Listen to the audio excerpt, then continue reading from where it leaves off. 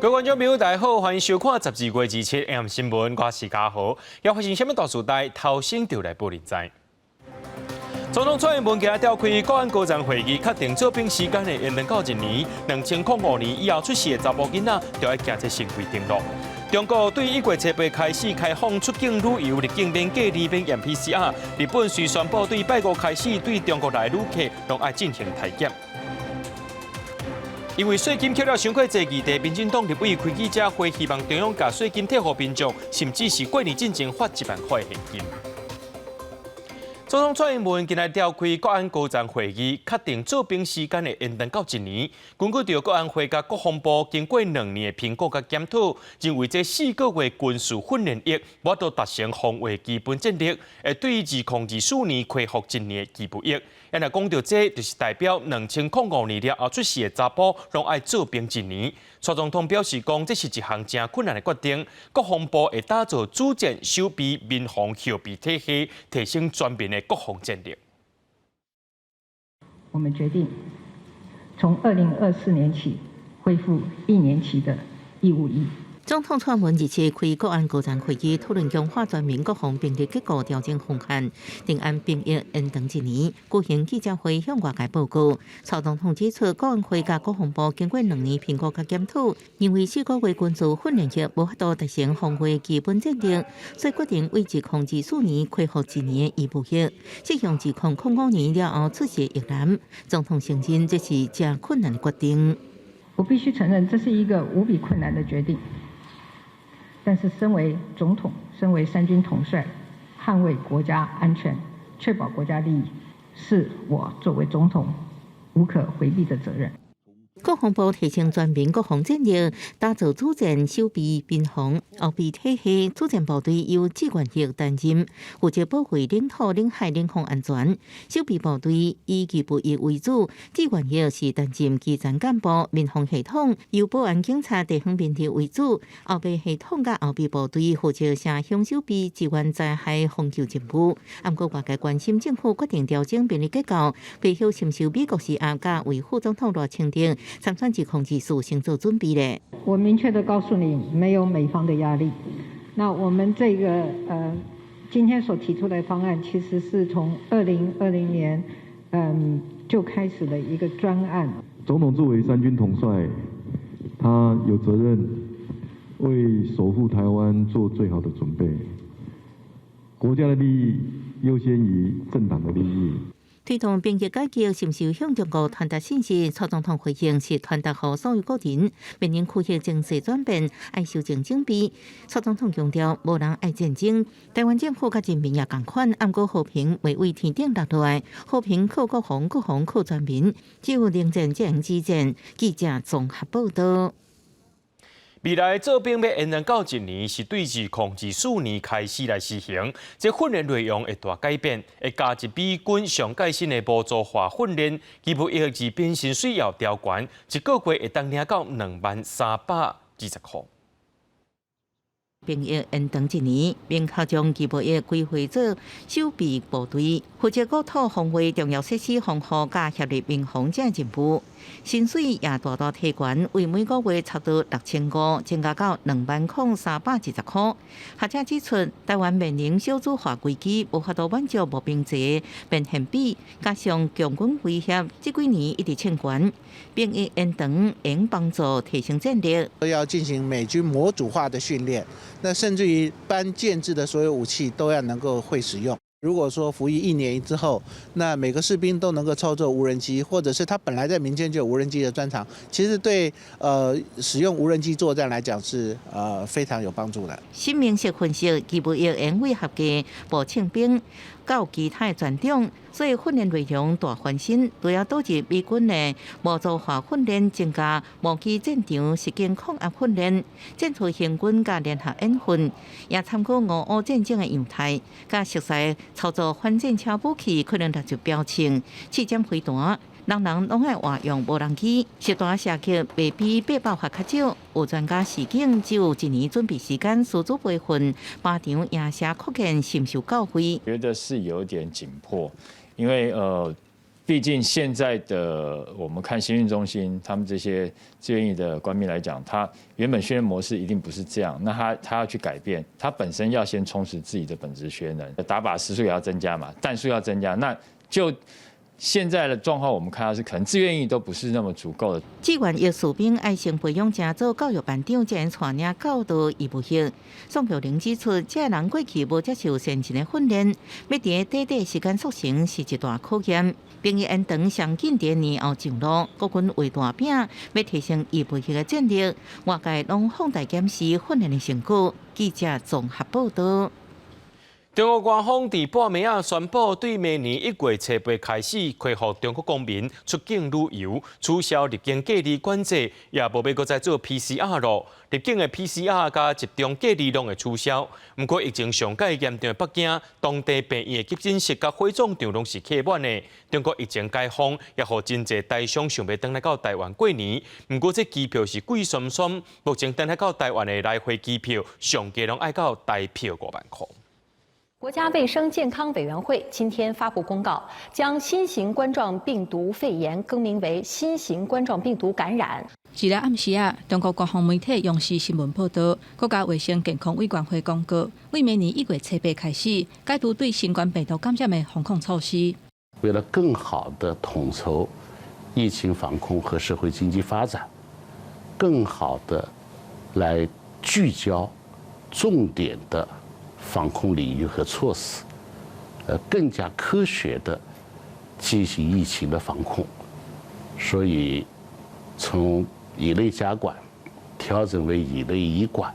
中国疫情应对专家表示，调整做一类一管，不是怎悠哉于发展外处理，是以科学的方式来管控。根据了解，中国解封的措施，包括所有的中国公民都会当出国旅游。因若入境的人员唔免搁做核酸检测，嘛唔免隔离，只要出发进前48点钟内核酸阴性的证明。不过外界认为讲，中国解封速度伤过紧，并无准备好势。各地确诊的人数嘛直头增加，可比疫情上界严重的北京，包括当地病院的急诊，也有火葬场，逐工是排队排到热长。危重症的病人直接做到我们抢救室，现在呢已经每天基本上都在34、35，有时候接近40个抢救的病人。重点还是生命支持，因为有些病人来了以后就是个严重的缺氧。即马中国疫情解封，不少台商想要回国过年，不过机票煞是贵到惊死人。现在机票太贵了，单程的机票要7000块人民币左右，以包机的方式，或者是以增加航班的方式。让机票价格往下降。机票是很贵的，从香港回去它会比较便宜，台商会多一点人回台湾去过年，但是也不会太多了。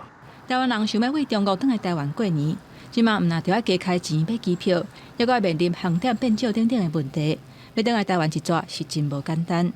记者综合报道。中国疫情当咧严重，所以宣布大解封，要互民众会当出国旅游，也互附近的国家是严守戒备。日本是大先宣布，对这个拜5开始咧，对中国入境的旅客拢爱进行体检。国家也咧关心讲，咱台湾甲要对咧做咧。指挥官王必胜表示，国爱进行内部讨论，上紧这礼拜就决议。另外，国内本土疫情一下搁再清悬，今仔日增加到24427个本土病例，比顶礼拜二是增加43%。本土病例超过2万例，新冠本土27增加24417例，比顶礼拜二同期增加4%。中重症24例，死亡7例，创236天以来死亡新低。这摆本土疫情清甲真紧，对华中国防疫也要放冷，有增加烦恼。台商农历过年返来台湾，恐惊对国内社区造成威胁，建议加强中国旅客入境检疫措施。在这段时间，我们可以针对从大陆入境的这些旅客，我们采取就是说体温超过37.3以上就可以做 PCR 的采检。那每次可能来10个人的时候，会有多少人他是确诊的？如果是那种比较新的变异株，像 SBB 或 BQ.1 的话，那我们就要采取那稍微对社区的防疫要稍微严格一点的措施。专家烦恼是无原因。中国宣布为明年1月7日开始取消入境隔离政策，搁开放民众出国旅游。不过，中国目前感染人数一直升悬，世界各国拢正紧张。日本政府就先宣布，为12月38日开始，所有中国入境旅客拢来体检，若是阳性，爱强制隔离7天。外界拢在关心台湾是不是也对咧严格管制咧？是不是要再加严管制的部分？我们昨天下午开一个会，那我们会做最后的决定，再跟大家报告。什么时候会开放入境哪一天？这个不是我可以决定的。王炳胜表示，希望农历春节过后有机会调整新冠肺炎传染病分类。指挥中心阁提醒，疫情提悬，中国感染人数有增加的现象。顶礼拜中国感染人数5976例，今年总共中国感染有97037例。记者综合报道。最近因为这税金扣伤济议题引起外界关心，今早起民进党阁为立委召开记者会，希望中央政府会当甲税金还予民众，甚至伫咧过年之前发1万块现金。总统蔡英文伫下晡记者会也讲到，已经请行政院讨论各种方案。今年扣税超过4500亿，民进党跨党派系立委共同开记者会，希望中央应行税予百姓，伫年关之前发现金1万。那既然我们税收可以多超收4000多亿，我也认为说我们能够发现金，直接给他最直接的补助。我们很希望在春节前后就可以做到哈。那这个领取人数呢，如果按照我们现在的人口呢，大约是2345万人哈，但是如果你扣掉排富的话，大约是2000万人左右啊。民进党立委认为，照顾国人是政府的责任，只是看数据讲话会失去温度。政府除了发现金1万，也加强照顾弱势，佮对受通膨冲击的产业继续纾困。只是政府到底是发现金，也是消费券模式，大家拢真关心。以现金来讲，随便你怎么花嘛，那是最方便的。发券或现金都可以，都会用到，所以都会花到，那样就好了。去年是因为疫情的打击，所以我们的内需产业，特别是像餐饮啊、旅游，它受到的影响比较大。好，所以说我们领了这些5倍券，好，那我们是在国内消费，好，那它是可以刺激嘛。今年的问题是在出口啊。所以出口我们用旧内需的这个方式去处理，好像有点不是对症下药。针对各界意见，总统蔡英文表示，已经影响台湾将近3年，要为明年经济情势做准备。行政开始讨论各种方案，这礼拜会找时间开国安高层会议。记者综合报道。讲到12月消费者信心指数总指数是59.12点，创下13年又过3个月以来上佳嘅数字。学者认为，讲这制造业的景气还未坐底，劳动市场会继续恶化。明年想要靠国内需求甲经济推起来是无啥乐观的。另外，国发会公布11月景气定号一声衰退6分，来到13年半上佳嘅情形。不过认为讲这明年第2季会转好。通货膨胀加新冠利息影响下，个人消费信心各受冲击。中央大行发布12月份消费者信心指数是59.12点，创下今年最低，6破60，也是13年3个月以来新低。包括各位耐久财、国内经济景气、家庭经济状况、就业机会、投资股市时机5项指标拢6破关键点。11月的外销订单它也是衰退了20%几，有可能至少会延续到明年的上半年。学者讲，美国联准会也未改变相关利息的做法。国家国内出口第3、第4季的传统旺季无强，企业经营成本增加。台湾明年顶半年，企业放无薪假，失业的情形恐惊恶化。尤其物价起价、通膨压力，家庭经济愈来愈坏。大家知道美国一个饭团要多少钱？现在我们普通吃饭团270块台币。好，那这个就告诉大家一件事情：通膨已经来了嘛。那台湾也一样，你现在蚵仔米线啊。或者面包啊什么这些全部都在涨嘛，物价上涨以后，消费信心下降，那家庭收入相对也打折了。除了消费信心受打击，国发会27公布11月份景气信号综合判断分数落到12分，来到将近13年半的新低点。这是国内让4年景气定号搁再度较差的拿定。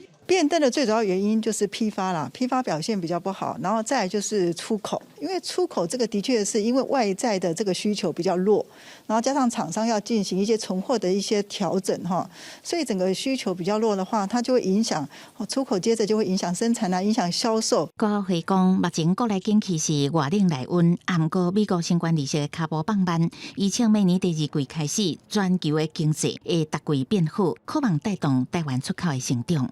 记者综合报道。南韩前总统李明博因为受人诬洗等罪名，去互判刑17年，而且去互现任总统尹锡悦特赦，搁剩15年爱关，换做罚金大概是大票2亿，而且佫会当恢复伊的政治权利。已经81岁李明博2020年10月因为受人诬洗、乱用职权加偷用公款，去互判刑17年，罚款大概是大票4亿3600万，到单已经关2年了。今年6月因为糖尿病等慢性病，保外就医暂停服刑3个月，因为健康无好，去互列入个即届特赦名单。这是总统尹锡悦今年5月上任了后第2届特赦。咱来看到这个乌克兰战争，伫乌克兰东部的顿巴斯地区，战火会当讲是愈来愈激烈。乌克兰部队伫2日继续向罗西亚军队的阵营发射炮弹。伫同一天，罗西亚军队专门放轰炸机的恩格斯空军基地受到乌克兰无人机的攻击，有3人死亡。俄乌战争开战到今，乌克兰为俄军手头夺回74443平方公里的领土。目前战争主要集中在东部甲俄罗斯隔界的顿巴斯地区，伫顿涅茨克东北部的巴赫姆特，当地的乌克兰部队2日对俄军营地进行强烈的攻击。На цьому напрямку дуже великі сили противника сконцентровані. Тобто вони сюди кинули основну свою, так сказати, бойову спроможну, так сказати, частину своєї армії. Тобто, тому і зараз тут так тяжко. Але нічого. Все справимося, все продолаємо. 另外一方面，俄罗斯国防部迄天证实，伫乌克兰边界东北部650公里远，专门供应长程轰炸机停靠的恩格斯空军基地，互乌克兰无人机攻击。莫斯科表示，空军把这台无人机拍落来，落来的机身残骸击到3技术人员重伤死亡。这是恩格斯基地这个月以来第2件攻击事件。乌克兰外长库列巴接受美联社的专访，表示基辅的目标是伫2月底前举行和平峰会，而且上好是伫联合国举行。并且由联合国秘书长古提瑞斯担任调解人。不过，互人问起是毋是会邀请俄羅斯參加峰會時陣，庫列巴閣講，莫斯科當局先需要伫國際法庭面臨戰爭罪起訴。Will Russia be invited? Some of the steps envisaged by the formula require the presence of Russia at the bench, in the tribunal, for example, or in the international court. So they can only be invited to these steps in this way. 俄羅斯外長拉夫羅夫迄天嘛接受國家通訊社塔斯社專訪，講美國甲北約聯邦聯合烏克蘭想要伫戰場打敗俄羅斯，毀掉這個國家。這麼濟情況看會出來，雙方口中的和平，唔知什麼時陣。公司新聞王慧文編譯。咱来看巴爾幹半島頂頭的科索沃加塞爾維亞，因為頂禮拜邊境發生一陣槍戰，互因的關係變較緊張。塞爾維亞總統派國防部長去到邊界視察，軍方表示講已經進入最高的戰備狀態。塞爾維亞伫南部科索沃邊境部署榴彈炮等重型武器，氣氛緊張。塞爾維亞總統有次強調，會盡一切必要行動，捍衛國家甲人民，個連續派出參謀總長甲國防部長到邊境巡視。軍方表示，進入最高戰備狀態，佫將特種部隊由1500人增加到5000人。Tih 5000 specijalno obučenih vojnika Vojske Srbije biće najsnažnija pesnica koja će razbiti u param parčad loše želje i ciljeve onih koji ne vole našu državu i koji žele da naude našem narodu i našem građanu。这摆情势相关是因为12月初3，数百名科索沃塞尔维亞的群眾示威，用大卡車、山條車擋路，和北部2條邊境的通路袂頂袂動，控訴科索沃當局用種族因素故意掠一名前塞爾維亞的警官。就話當地發生一件槍擊案，親塞爾維亞的媒體報道，科索沃當局拍算對塞爾維亞的發動攻擊，引起塞爾維亞高度重視。科索沃反抗塞爾維亞散布假消息，製造分裂不安，要求北約維和部隊協助余毒路中，决定开调查。科索沃9成以上人口是阿尔巴尼亚的，伫2008年宣布脱离塞尔维亚独立，毋过塞尔维亚故作声称，常常鼓动科索沃北部12万塞尔维亚少数族群进行反抗。今年进前，科索沃要求北部车换掉塞尔维亚发的车牌，改用科索沃车牌，引起反弹。伫后面调停之下，才登河，毋过对立气氛犹原亲像无定时炸弹共款，随时爆炸。公视新闻是会中朋友。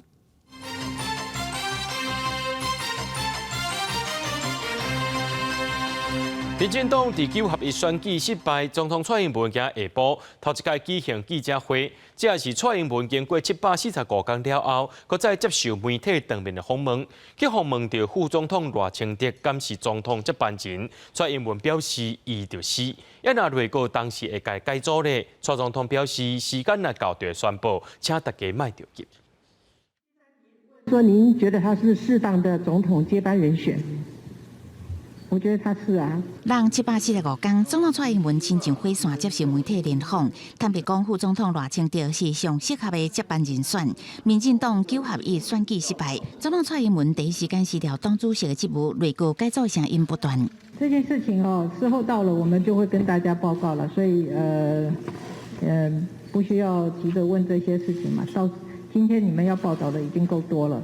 其中国安局长陈明通发生论文争议，选后互党内外点名是毋是留任，蔡总统并无正面回应。互人问到最近国人互人诱拐去柬埔寨一家台南客家枪击案，到即马也未破案，安怎保障社会安全网？蔡英文原来做出回应。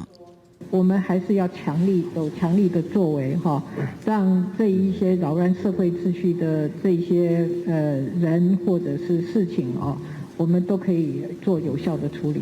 我们看到的社会安全网的整个建制当然都是要一步一步努力的。我们看到过去所发生的社会的治安的案件，都是迅即破案。另外，针对中国1月7日边境解封，未来两岸交流是不是有进一步的做法？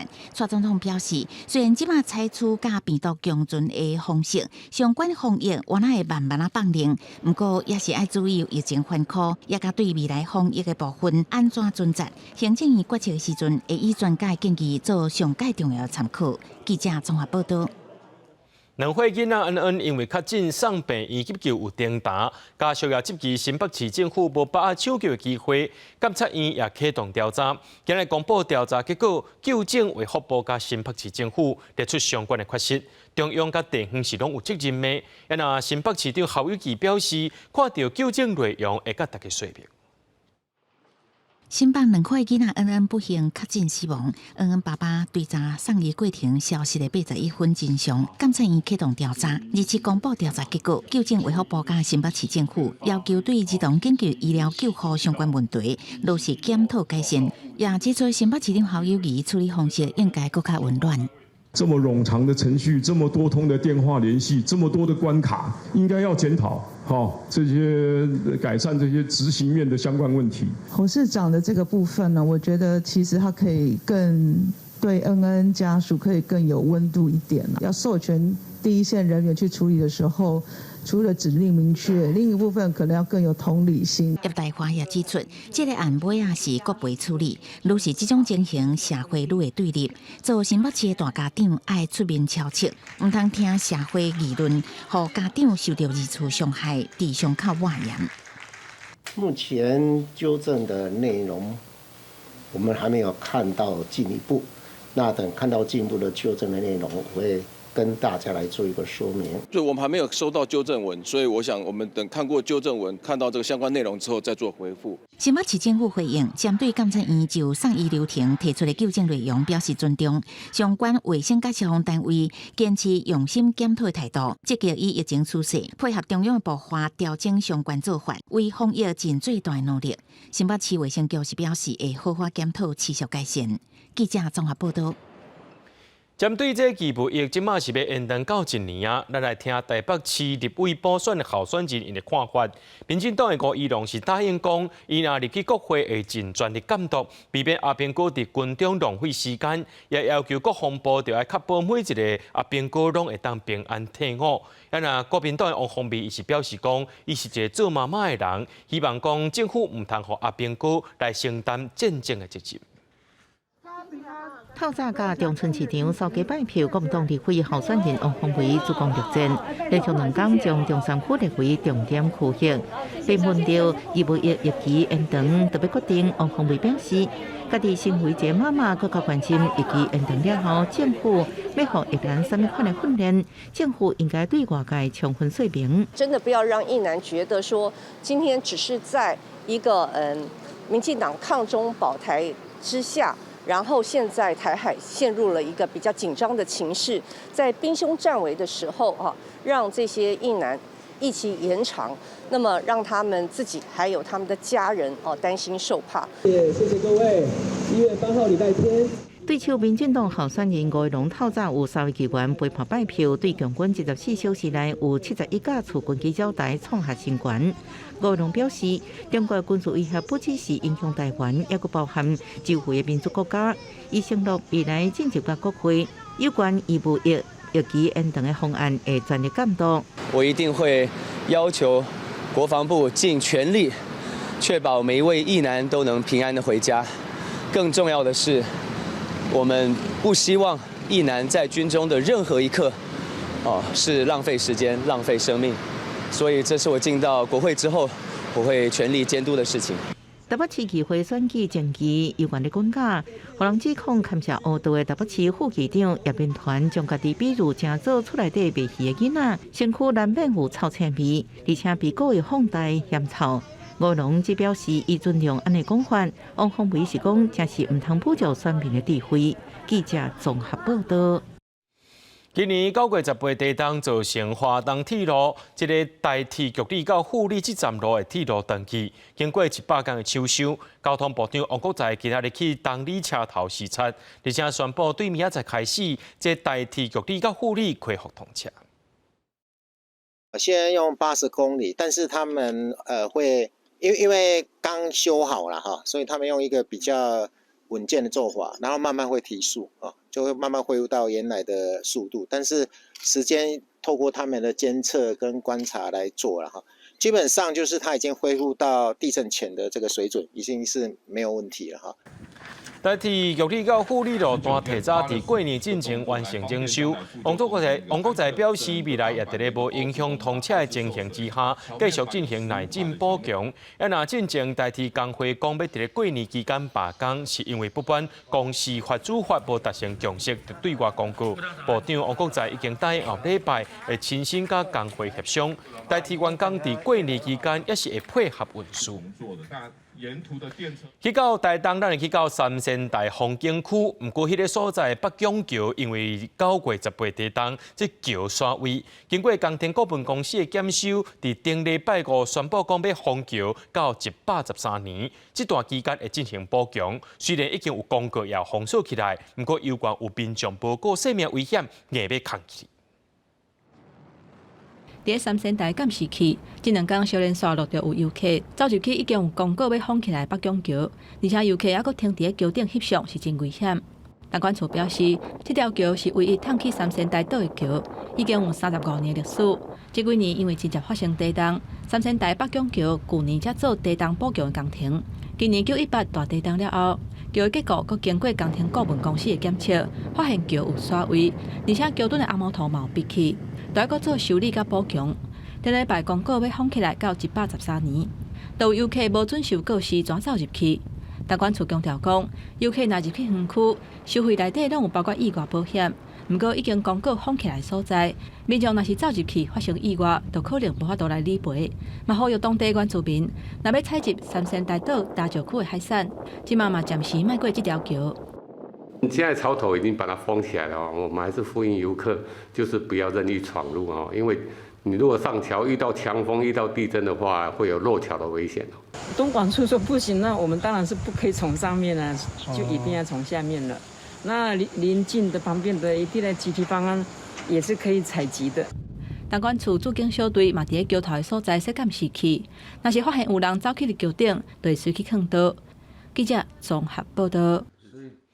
民众去爬山也会制造真侪粪扫，玉山管理处是搁再呼吁讲，即伫园区内面定定看到野生动物枵粪扫找物件食，玉管处也要甲这园区内面的粪扫桶也个主管回收桶拢收起来。对明年开始，只剩塔加游客中心边的粪扫桶尔。不过有爬山客认为讲，这粪扫桶若收起来，其他的人就会乱抌物件伫咧山内。这只山姜啊，当伫咧食伊找到的物件，不过这煞是人类留伫咧山顶食无了的物件。工作人员虽然赶紧去清理，不过也是未赴粪扫增加的速度。这几工啊寒流来，未少民众去山顶看雪，山区的粪扫嘛在增加。为了减少野生动物找粪扫食的机会，玉管处决定将园区内底粪扫桶甲回收桶渐渐拢收起来。无痕山林及推动垃圾减量的政策，也为了避免野生动物到垃圾桶附近翻起垃圾取食，吃下塑胶制品，影响野生动物的健康。玉管处表示，为了减少园区内底粪扫的量，为今年10月份开始，偷偷把粪扫桶收起来。12月底嘛，把上尾的塑胶干仔的回收桶收起来。明年元旦开始，敢若剩塔加游客中心头前保留2个方形的粪扫桶，而且为了防止野生动物并粪扫桶找食的，嘛有做特殊的设计。如果游客要使用的话，请记得要轻压这个开关，然后才能够把垃圾桶打开。那这个垃圾桶它具有防止野生动物直接处理的一个最大的功能。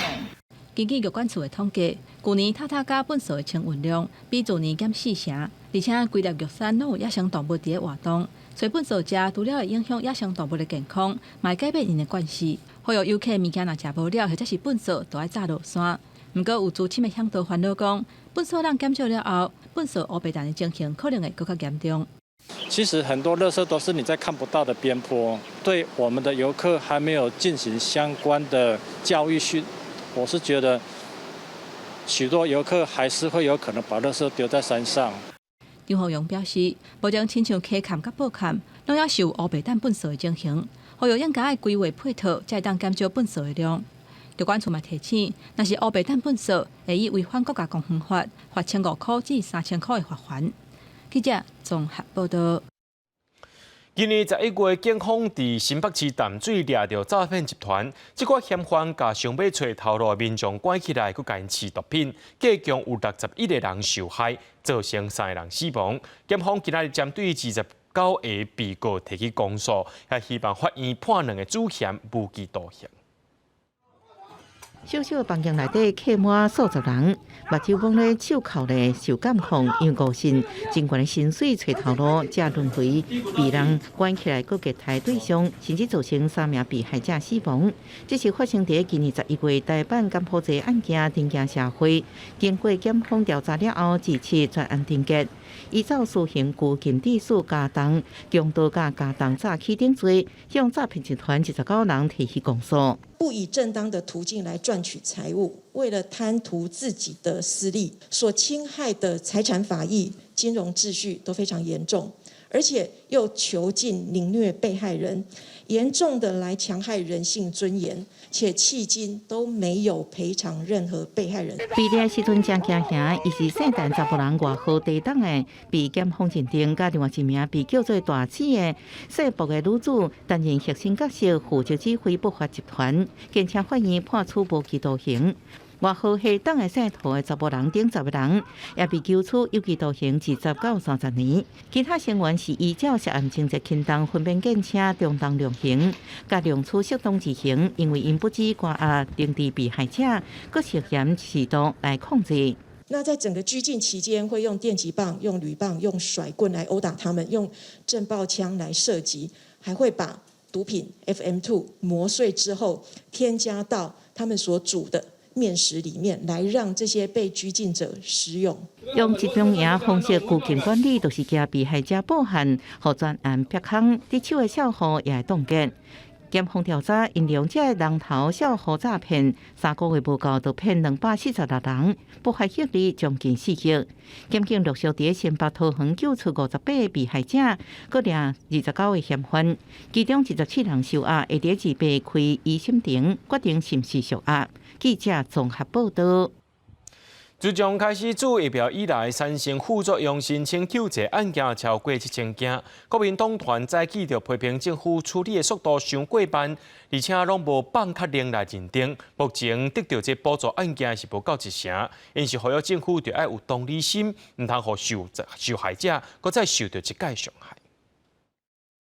口罩也要排队，疫苗也要排队，快筛也要排队，我审议当然也要排队。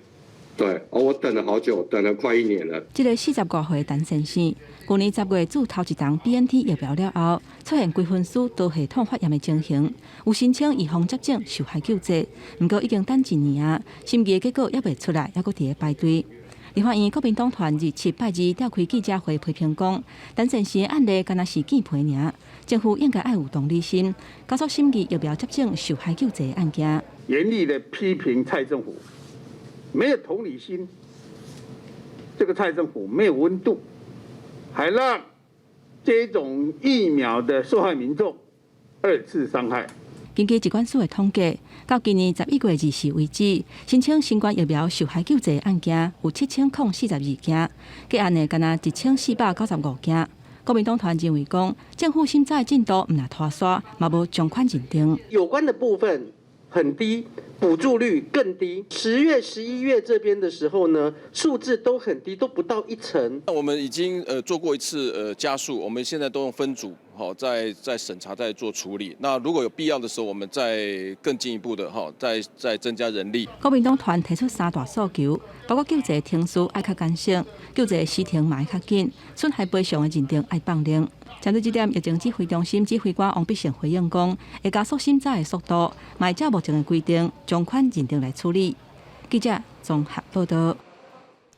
台中有一个32岁陈小姐结婚2年拢无法度有身，是因为伊的 BMI 42，糖化血色素8.6%，有糖尿病。落尾是健康产落来才顺利生一个后生。医生表示讲，根据统计，全台湾19岁到44岁女性有超过3成体重伤重，无法度有身。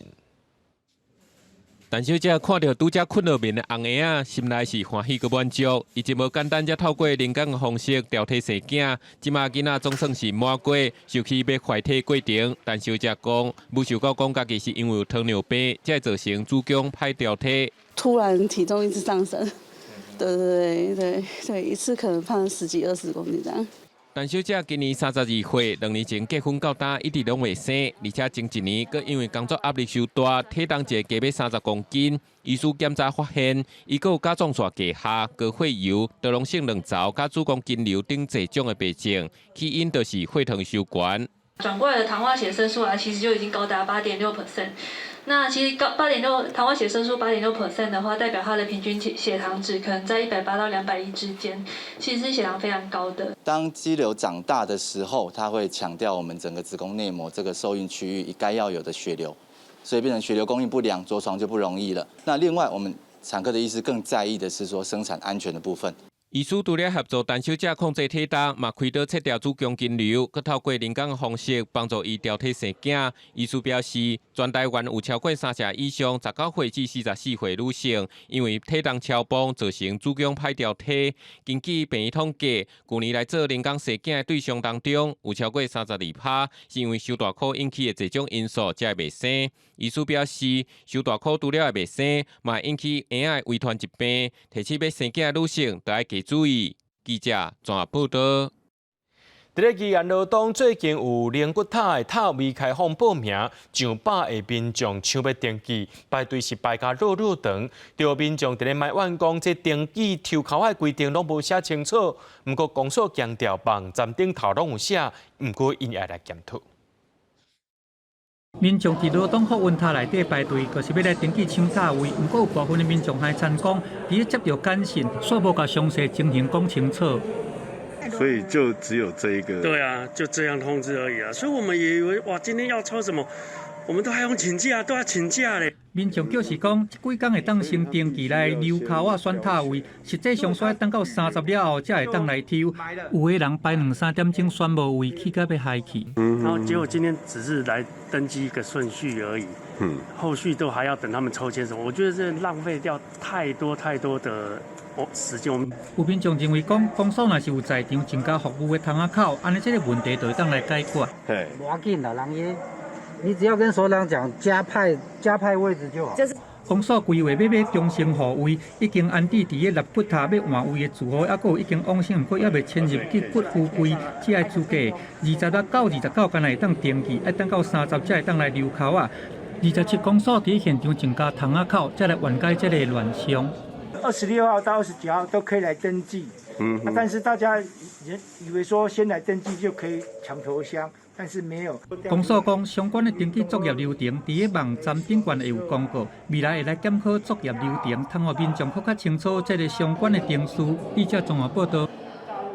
由北艺大艺管所所举行的自控自治10大艺文新闻票选伫今仔公布，民众上届关注的艺文议题，故宫拍破文物是排第1，第2名是台北表艺中心开幕，也讲黄土水的甘露水收入去国美馆。另外，朱宗庆打击乐团的仓库前几工仔遭火灾，虽然无入去票选，有关受到民众关注。工作人员甲阿爸拍开，结果火也都落出来。故宫的典藏文物破损消息，伫前2个月引起各界讨论，也是今年10大艺文新闻上受关心的议题。觉得我们应该有机会会处理得更好。这是一个国家在博物馆上面所有的典藏品该如何保存、修复、管理这一套程序，是大家一起要面对的。无好的代志上新闻，也和文化部处长李正辉认为，各大博物馆社拢应该爱重视文物典藏，爱对制度做检讨甲改善。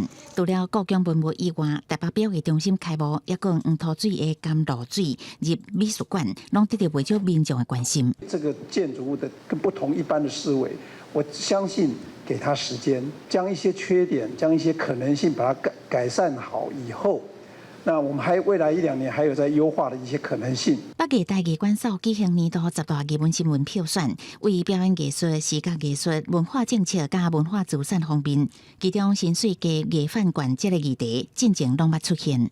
这12年的过程当中呢，火灾这件事情绝对不是第一次。国家品牌的仓库失火了，损失的不只是他们个人团队的损失，是我们国家的损失，是我们社会的损失。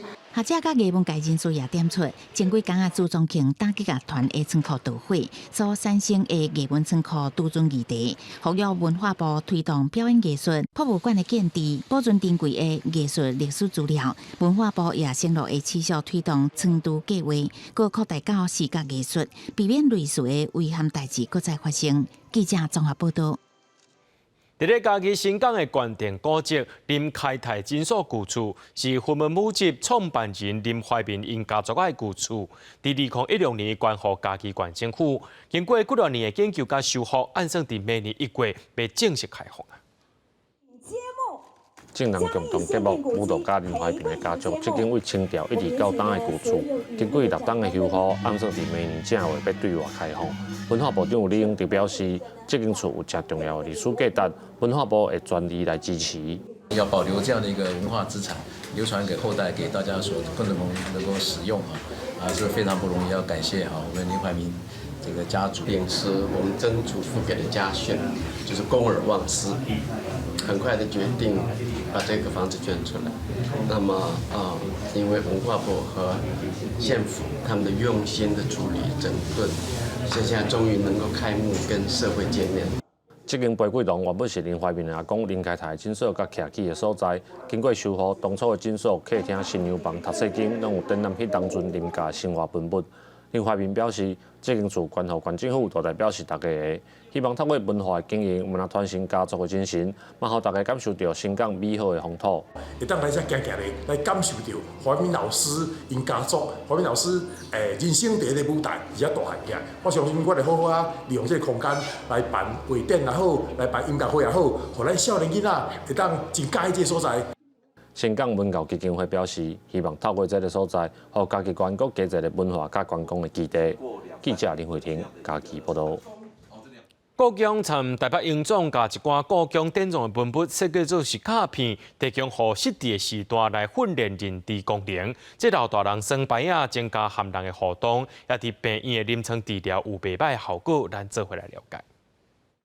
甲对故宫典藏的文物图设计伫牌仔顶悬，台北英总参故宫合作设计这套金牌人生的认知牌卡，用伫临床治疗、分组囡仔、青壮年等等10大主题，互老大人通透过仪牌仔分享过去。这些卡牌里面的内容，可能都能够去触动到他以前人生当中的一些经历，所以我们觉得说这是一个，就是说可以联系长辈的过去的生活跟现在的生活一个非常好的一个方式。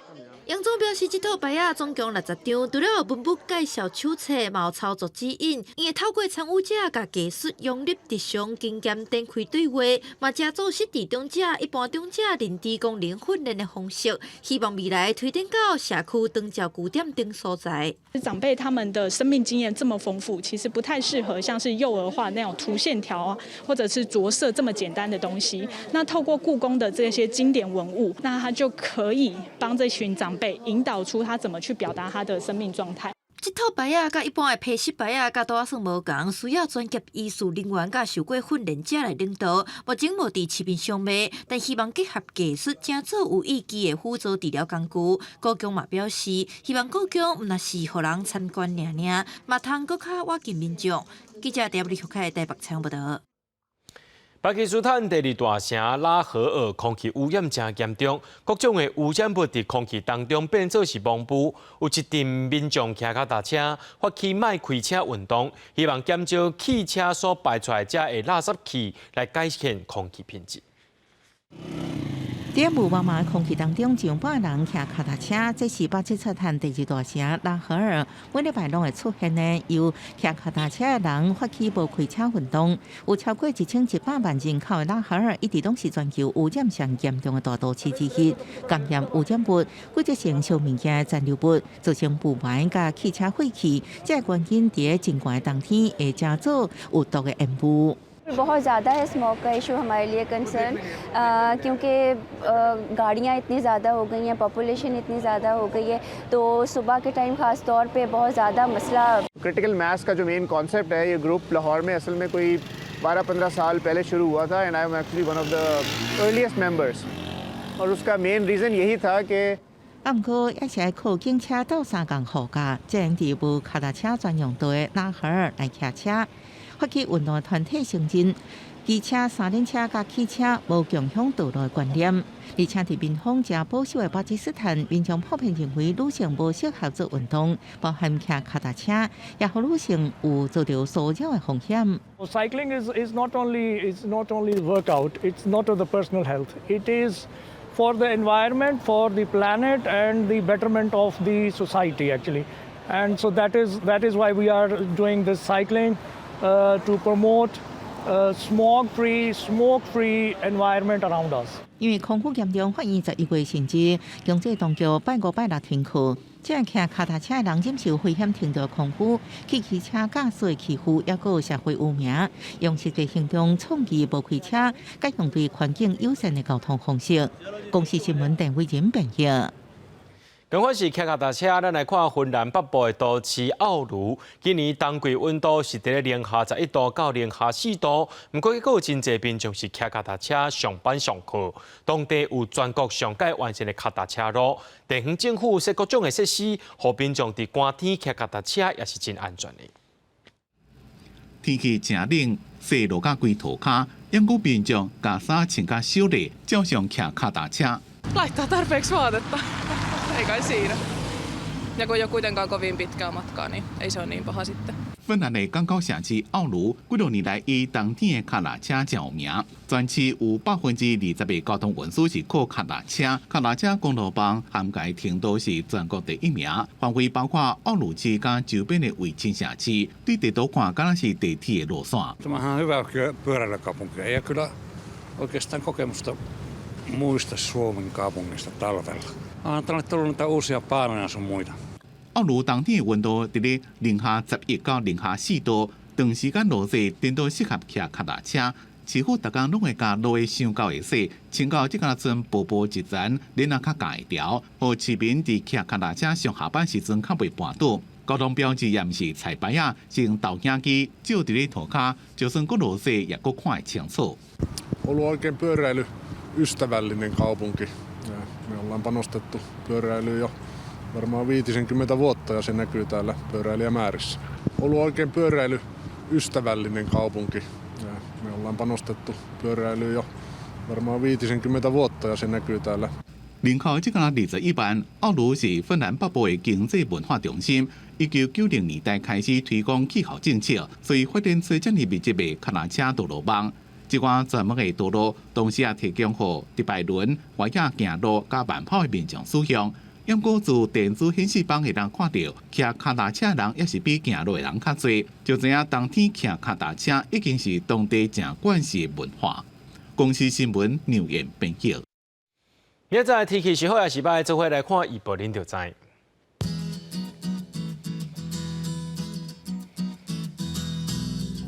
吉人到新竹对13度到18度，苗栗到云林对10度到23度，嘉义到屏东对11度到25度。宜兰花莲台东对15度到23度，平湖金门马祖对9度到19度。感谢各位观众朋友收看今日AM新闻，我是嘉豪，明仔载暗时7点咱再相会。